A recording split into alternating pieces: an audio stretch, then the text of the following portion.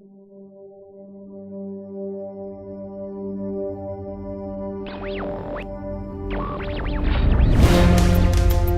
consistent rise in applying cyber technologies as means to assault critical national infrastructure assets by independent hackers, as well as terrorist organizations, state intelligence agencies, and hostile military organizations, has rendered modern countries and their key infrastructure systems a vulnerable and penetrable prey.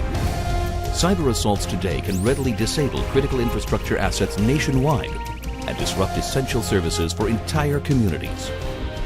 Such modern-day battlefield attacks may be used to infiltrate and shut down sensitive defense systems, steal millions of dollars from banks, erase crucial databases, disrupt public internet services, gather strategic and classified information, and sabotage the country's most advanced military weapons systems.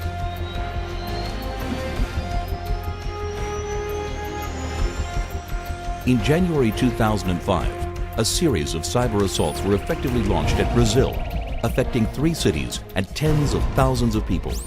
A consequent cyber assault in 2009 succeeded in shutting down the Itaipu hydroelectric power plant and left 60 million people without electricity for 4 hours.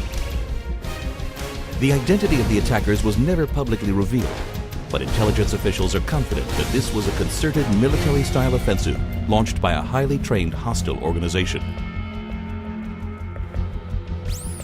In 2007, a hostile organization was able to get past the firewalls and encryption devices of one of the most sensitive U.S. military computer systems and remain inside for several days.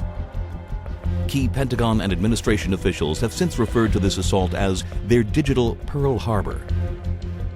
The attackers penetrated sensitive databases in the Department of Defense, the Department of State, the Department of Commerce, and presumably the Department of Energy and NASA.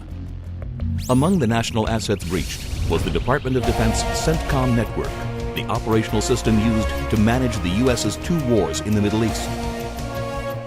U.S. intelligence and IT specialists believe the assault was executed by a foreign intelligence organization that had left corrupted thumbnail drives or memory sticks where U.S. military personnel were likely to pick them up. As soon as someone inserted one into a CENTCOM computer, a malicious code opened a back door for the foreign power to get into the system. In one of the most serious cyber incidents to date against our military networks, several thousand computers were infected last year by malicious software malware. Cyberspace is real, and so are the risks that come with it. In short, America's economic prosperity in the 21st century will depend on cybersecurity. We count on computer networks to deliver our oil and gas, our power, and our water. We rely on them for public transportation and air traffic control. Yet we know that cyber intruders have probed our electrical grid, and that in other countries, cyber attacks have plunged entire cities into darkness. Our defense and military networks are under constant attack. In parallel with the Russian army's invasion of Georgia, a massive cyber assault incapacitated that country's digital and networking grid. Government and civilian administration websites were blocked and defaced, and national internet traffic was rerouted. The assault caused denial of service in many national infrastructure organizations and disrupted the government's communications with the rest of the world at that critical time. In 2009, a network of 50,000 computers, assumed to be under the control of North Korea, were used to execute a cyber assault on multiple IT networks in the US and South Korea. Many government domains were disabled as a result. During Israel's military operation in the Gaza Strip, a cyber assault was launched at the country's government internet system in an effort to paralyze it. The assault had originated from a network of some 400,000 computers in Africa. The Israeli government's real-time response to the assault prevented any damage to the country's critical assets.